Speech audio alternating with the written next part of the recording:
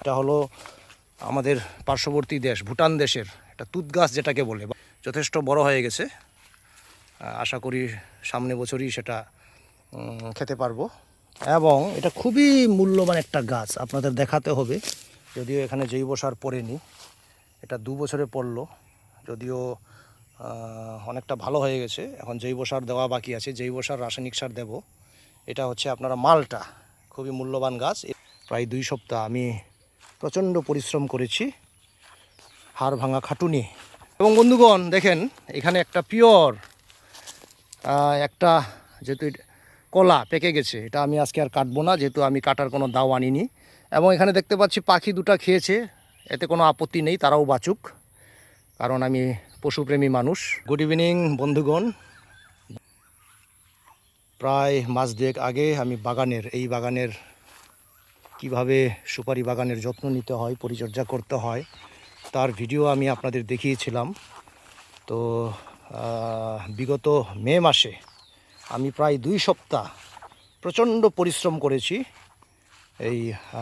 এটা যদিও প্রায় 2.5 বিঘা বাগান, তো আরেক সাইডে কিছু বাগান রয়েছে। প্রায় 2 সপ্তাহ আমি প্রচণ্ড পরিশ্রম করেছি, হাড় ভাঙা খাটুনি। কারণ আমি বিশ্বাস করি বন্ধুগণ, যদি একাট্টু পরিশ্রম করা যায়, শরীর সুস্থ থাকে, মন সতেজ থাকে, এর জন্য আমাদের পরিশ্রমও প্রয়োজন। তো লেবাররা তো কাজ করছেই, কিন্তু অনেক সময় লেবার পাওয়া যায় না, তাই নিজেকেই নিজের বিষয়টি দায়িত্বটা বুঝে নিতে হয়। তো আমি প্রায় 2 সপ্তাহের উপরে প্রচণ্ড পরিশ্রম করে বিঘা 5 বাগান আমি পরিষ্কার করেছি। যদিও আরেকটু পরিষ্কার করতে হবে সময় বের করে, কারণ আপনারা দেখতে পাচ্ছেন এই সুরক্ষার গাছ, লেবু গাছ, এটার উপরে কিছু লতা জাতীয় আগাছা এটার উপরে বাসা বেঁধেছে, এটা পরিষ্কার করতে হবে। এখন দেখতে খুবই সুন্দর লাগছে বাগানটি বন্ধুগণ, দেখতে খুবই সুন্দর লাগছে, পরিষ্কার হয়ে গেছে। এবং ঘাস মরাও দেওয়া হয়ে গেছে। ঘাস মরা দেওয়ার পর গোড়ায় কিছুটা চাপান সারও দেওয়া হয়ে গেছে, এই গোড়াতে চাপানও পড়েছে। চাপান সার এখনও যেহেতু কিছুটা আছে, এখানে দেখা যাচ্ছে কিছু রাসায়নিক, ওয়েদার খারাপের জন্য আর খুঁড়াখুড়ি করলাম না, উপরেই দিয়ে দিলাম। তো এটা বৃষ্টি পড়লেই আরও ভালো অ্যাকশন হবে। তো কিছুটা প্রায় 100 গ্রামের মতো, ছোট যেহেতু গাছটি, এখানে রাসায়নিক সার দিয়েছি, জৈব সার দিয়েছি। জৈব সার তো আগেই দিয়েছি, সেটার ভিডিও আপনারা দেখলেন। গোবর সার শুধু কিছুটা ছায়া গাছ গেড়েছি বাগানে, যেহেতু বাগানটি ফাঁকা জায়গাতে কিছুটা ছায়া গাছ গেড়েছি। গাড়ার উদ্দেশ্য হলো যাতে ঝড়ের থেকে এই বাগানটায় কিছুটা সুরক্ষা দেয়। এবং একটা ইনফরমেটিভ ভিডিও আপনাদের আমি দিয়েছিলাম চারা গাছ সম্পর্কে, কোথায় পাবেন আপনারা। তো ওই চারা গাছগুলো যেটা আমি আগের ভিডিওতে আপনাদের দেখালাম, তো এই যে চারা গাছ, এটা প্রচণ্ড দামি কাঠ, মেহগনি যেটাকে বলে বাংলাতে, মেহগনি প্রচণ্ড দামি কাঠ, শাল সেগুনের থেকে কয়েক গুণ দামি, এবং সময়টা একটু বেশি লাগে।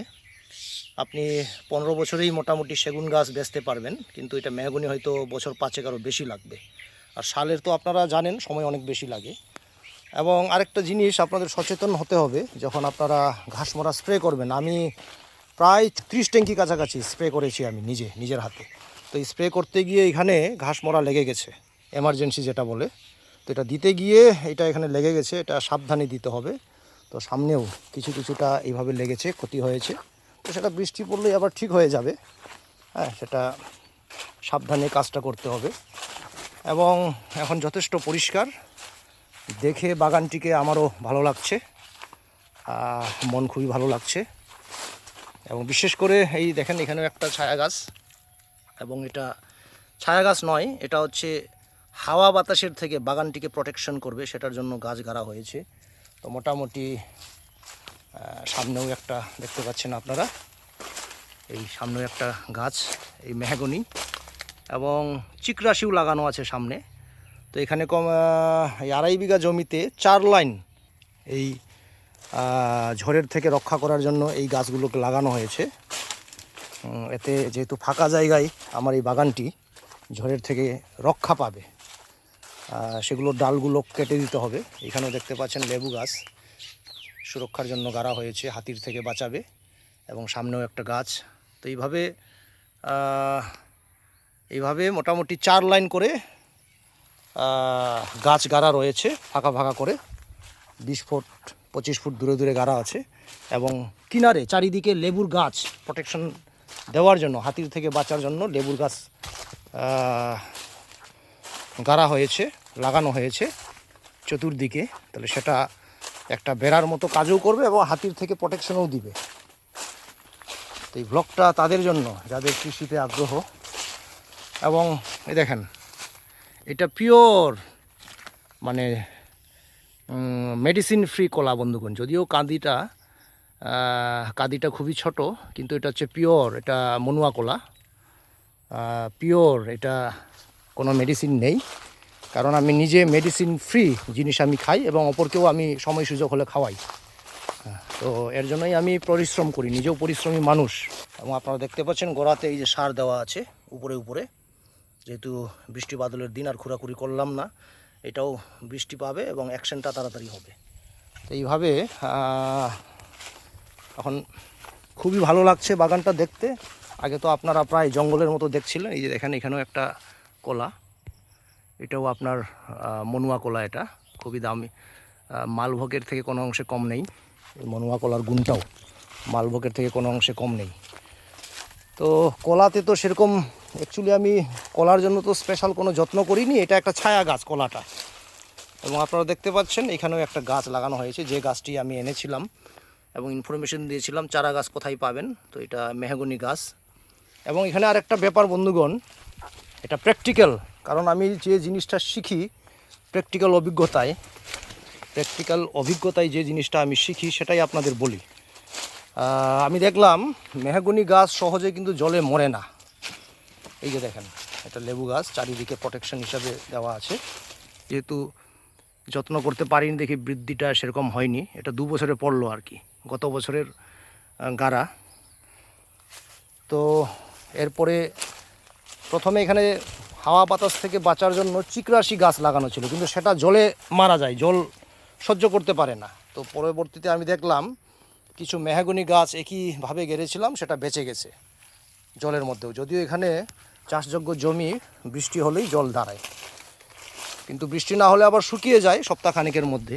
তো এখানে দেখতে পাচ্ছেন এটা মেহগনি, সামনে মেহগনি, এইভাবে 4 লাইন করে লাগানো আছে মেহগনি এবং চিকরাশি। সামনের দিকে চিকরাশি আছে, আর কিনারে তো আমি বললামই এগুলো লেবু গাছ, এটাও মনুয়া কলা।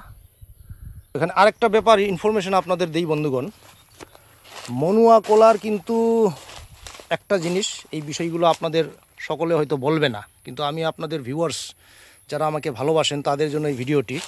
এর জন্য একটি বিষয় আমি বলে দেই, মনুয়া কলা কিন্তু হাতির প্রিয় বন্ধুগণ। এর জন্য যখন আপনারা বাগান করবেন চেষ্টা করবেন মনুয়া কলা না গেড়ে অন্যান্য কলা, মালভোগ কলা বলেন বা ওই সবজি কলা বলেন, সেটা গাড়বেন। মনুয়া কলা কিন্তু হাতির ভীষণ প্রিয়, হাতি সেটাকে বেশি খায়, মনুয়া কলাটাকে বেশি ভালোবাসে। এবং বন্ধুগণ দেখেন, এখানে একটা পিওর একটা যেহেতু কলা পেকে গেছে, এটা আমি আজকে আর কাটবো না, যেহেতু আমি কাটার কোনো দাও আনিনি। এবং এখানে দেখতে পাচ্ছি পাখি দুটা খেয়েছে, এতে কোনো আপত্তি নেই, তারাও বাঁচুক, কারণ আমি পশুপ্রেমী মানুষ। অনেক সময় আমি কলা গাছে এইভাবে পাকলে পরে সেটাকে কাটি না, আমি পাখিদের খাবার জন্য আমি ছেড়ে দিই। প্রায় 1 সপ্তাহ পর আমি আসলাম বাগানে, প্রচণ্ড গরম আজকে, তাও একটু ভাবলাম যে ব্লগটা বানাই। এখানে দেখেন লেবু গাছ, এটাতেও ওই এমার্জেন্সি মেডিসিন ঘাসমরা ঝটকা লেগেছে। এবং এদিকে মেহগনি গাছ। তো তার সাথে সাথে আপনারা অনেক কিছুই লাগাতে পারেন, ইচ্ছা থাকলে অনেক কিছুই লাগাতে পারেন। আমার তো এত সময় নেই, কারণ আমি শুধু একটা জিনিস নিয়ে থাকি না। আমি একটা বিষয়, অনেকে আমার এই অ্যাক্টিভিটিসগুলোকে দেখে অনেকে সমালোচনাও করে। আমি কাজ নিয়ে প্রচণ্ড ব্যস্ত থাকি। এই যে এটা হচ্ছে চিকরাশি, এটা চিকরাশি গাছ, কারণ আমি কাজ পাগল মানুষ, আমি কাজ নিয়ে প্রচণ্ড ব্যস্ত থাকি। এর জন্য আমার কাউকে সমালোচনা করার আমার সময় নেই। যারা করতে থাকুক, আমি সেটাকে আশীর্বাদ হিসাবেই গ্রহণ করি, এতে আমার কোনো যায় আসে না। তো আমার বিষয় হলো, আমি নিজে যদি আমি ভালো থাকি সব কিছুই ভালো, নিজে ভালো থাকলে সব কিছুই ভালো, এটা আমার নীতি। এটা আমার জীবনের নীতি। নিজে ভালো তো সব কিছু ভালো।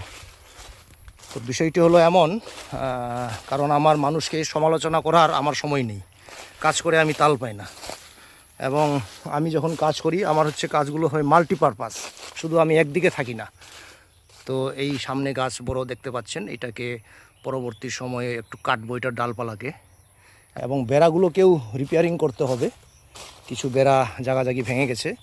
এই যে লেবু গাছ সামনে আপনারা দেখতে পাচ্ছেন, তো এটা ডালপালাকেও পরবর্তী সময়ে একটু কেটে দিতে হবে, নাহলে বেশি ছড়িয়ে পড়ছে গাছটা। তো এখন আমি সামনের দিকে যাচ্ছি। এখন মোটামুটি 1 মাস বর্ষাকালটা পার হয়ে যাবে। এখন আর কোনো ঘাস মরা দিব না, কারণ ঘন ঘন ঘাস মরা দেওয়াটাও ঠিক নয়। এটা হলো আমাদের পার্শ্ববর্তী দেশ ভুটান দেশের একটা তুত গাছ যেটাকে বলে, বা বেরি বেরি, যথেষ্ট বড় হয়ে গেছে। আশা করি সামনে বছরই সেটা খেতে পারবো। তো এরকম 4 জায়গায় আমার লাগানো আছে বেরি বেরি। আপনারা গুগলের সার্চ করেও তার উপকারিতাটাকে জানতে পারেন। প্রচণ্ড উপকারী ফল, নিজেও খাবেন, বাচ্চাদেরকেও খাওয়াবেন। এটা হচ্ছে ভুটানের তুত, যেটাকে আমরা বলি রেশম পোকা, যার পাতাটাকে খাদ্য হিসেবে গ্রহণ করে, রেশম পোকা। এবং এটাও একটা তুত গাছ, কিন্তু এটা লোকাল বন্ধুগণ, এটা আপনি হয়ে গেছে, সেটা আমি রেখে দিলাম, খাদ্য হিসেবে গ্রহণ করব তাই রেখে দিলাম। এটা লোকাল তুত গাছ। তো এই হলো বিষয়। এখানে কিছুটা চারা গাছ, কারণ এটাও আপনারা নলেজে রাখবেন, যখন আপনারা বাগান করবেন এরকম চারা গাছ কিছুটা রেখে দিতে হবে, কারণ মরতে থাকে গাছ, যখনই মরবে সঙ্গে সঙ্গে আপনারা রিপ্লেস করবেন। এবং সেটারও সময় আছে, ইংরেজি মাসের হিসাবে মার্চ এপ্রিলে একবার গাড়ে, আর সেপ্টেম্বর অক্টোবরে গিয়ে একবার গাড়ে। এই যে বছরে 2বার গাড়ে। তো যখন মরবে গাছগুলো এখানে রিপ্লেসমেন্ট করতে হবে। এটার জন্য এখানে কিছুটা গাছ আমি লাগিয়ে রাখলাম। এটা কিন্তু বন্ধুগণ, এটার নামটা আমি ঠিক বলতে পারলাম না, কিন্তু এটা অ্যাকচুয়ালি এটা মেডিসিন পারপাসে এটা ইউজ করে। হ্যাঁ, এটা কিন্তু এর জন্য আমি এটা রেখে দিয়েছি। এটা মেডিসিন কিন্তু, কারণ যেহেতু আমি একটু আয়ুর্বেদিক মানে গুণাগুণটাও আমি একটু চর্চা করি আয়ুর্বেদিক মেডিসিনের। এবং এদিকেও আপনারা দেখতে পাচ্ছেন কিছু লেবু টেবু আছে, এদিকে একটু লেবু আছে, এবং সামনে কিছুটা এদিকে চারা গাছ ছাড়া হয়েছে। এই যে গাছগুলো 3 বছরে পড়লো, এবং এটা খুবই মূল্যবান একটা গাছ, আপনাদের দেখাতে হবে। যদিও এখানে জৈব সার পড়েনি, এটা 2 বছরে পড়লো, যদিও অনেকটা ভালো হয়ে গেছে। এখন জৈব সার দেওয়া বাকি আছে, জৈব সার রাসায়নিক সার দেব। এটা হচ্ছে আপনারা মালটা, খুবই মূল্যবান গাছ। এরকম 2টা মালটা গাছ আমি গেড়েছি, এটা একটা, বাড়ির সামনে একটা আছে। তো সামনে আপনারা দেখতে পাচ্ছেন এই যে গাছগুলো যথেষ্ট বড় হয়ে গেছে। এই ঝড়ের থেকে বাঁচাবে যে গাছগুলো, মেহগনি গাছ, এদিকে একটু এটা হচ্ছে গামার গাছ, বা অনেকে গামারি বলেন। এটা হচ্ছে চিকরাশি গাছ। তো আরও অনেক কিছু আপনারা করতে পারেন। পরবর্তী সময়ে আমার টার্গেট আছে, এই যে গাছগুলো যখন বড় হবে সেখানে আমি গোলমরিচ বা গোলমির্চ অনেকে বলেন, সেটাকে আমি লাগাবো এই গাছে। তো আপনারা সুপারি গাছে যদি না লাগান তাহলেই ভালো হয়, কারণ এটা আমার প্র্যাকটিক্যাল অভিজ্ঞতা। একজনের বাগান আমি দর্শন করে এসেছিলাম। তো আরও অনেক কিছু ইচ্ছা থাকলে আরও অনেক কিছু ফসল করতে পারেন এই বাগানের সঙ্গে সঙ্গে। আমার তো এত সময় নেই, এর জন্য করে উঠতে পারছি না। এইভাবেই আপনারা দেখতে থাকুন, আরও অনেক কিছু ইনফরমেশন আপনাদের দেব। সুস্থ থাকুন, ভালো থাকুন, এবং যদি আপনাদের ইচ্ছা এরকম বাগান করার, কমেন্ট করে জানাবেন। আমি বিনামূল্যে আপনাদের পরামর্শ দেব। ধন্যবাদ।